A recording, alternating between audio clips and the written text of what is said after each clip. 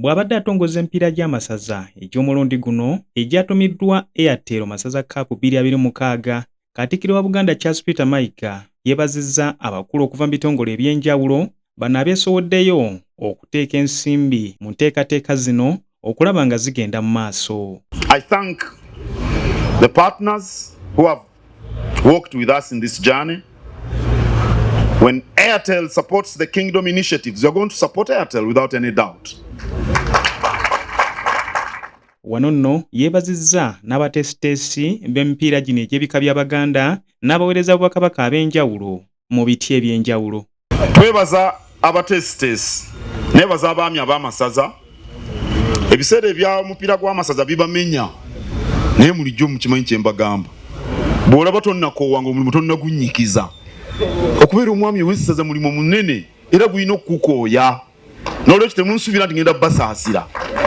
Nja kubeebaza bwebaza olw'okwewaayo. Neebaza nnyo Mwami Suleiman Ssejjengo ow'Envubu ne ttiimu ye, muyimireko babakubireko mu ngalo. Ate bino nze byenjagala. Olukiiko oluteekateeka omupiira gw'amasaza mulaba bwe bambadde. Bino byenjagala. Omuntu amukubako liiso limu naga nti ono byakola abimanyi.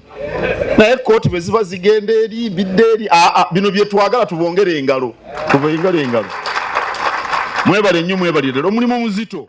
Ekirubirwa kya tournament eno kwe kulwanyisa nawokera w'ekirwadde kya mukenenya mu bantu ba Ssaabasajja Kabaka abenjawulo. Wano nno Mukuumaddamula atumbulidde emigaso egiri mu kwenyigira mu tournament eno eri abo abagyetabamu. The tournament helps to discover talent, to promote talent, and it's a source of income for many people, the professional athletes, but also these amateur athletes. You know, it's a gainful engagement for them. And we hope that young people realize the opportunities that exist when they play the game, when they watch the game, but also when the game is won on the pitch.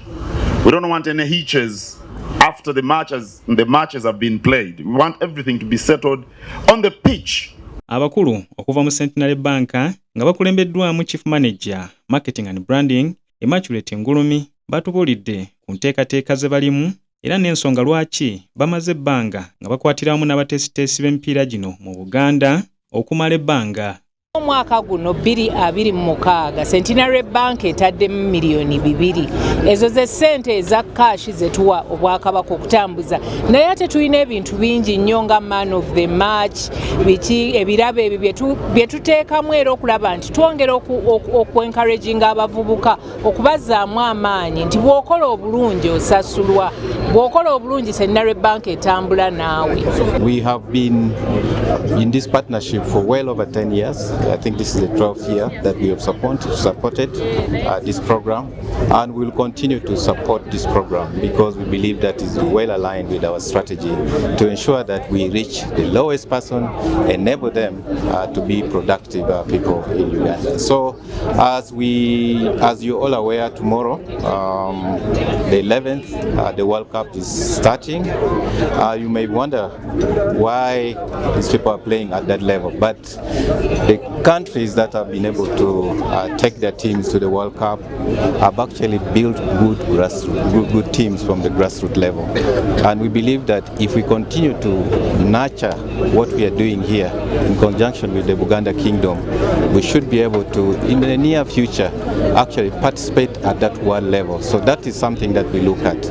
David Birungi, omukonaganya wa Airtel Uganda, akubiriza bannayuganda bonna okwettanira empeereza za Airtel era nga ku mulundi guno agamba nti baleese empeereza ey'enjawulo nga bantu bagoberera emipiira gino egy'amasaza ne World Cup nga bali mu bitundu byabwe gye bawangaalira nga bakozesa omutimbagano. This investment could take us there in the next 4 years. So that's what gives us the pride to make the investment we are making. If you are at home and you want to catch the Masaza Cup and the World Cup, we have a new product which is Airtel Smart Connect plan.